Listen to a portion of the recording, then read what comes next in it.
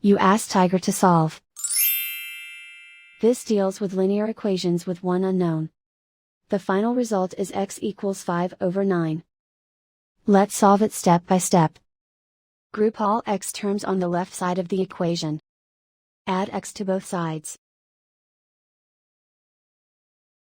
Group like terms. Simplify the arithmetic. Group like terms. Simplify the arithmetic. Group all constants on the right side of the equation. Add 7 to both sides. Simplify the arithmetic.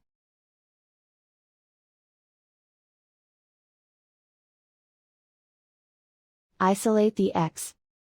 Divide both sides by 9. Simplify the fraction. And so the final result is x equals 5/9.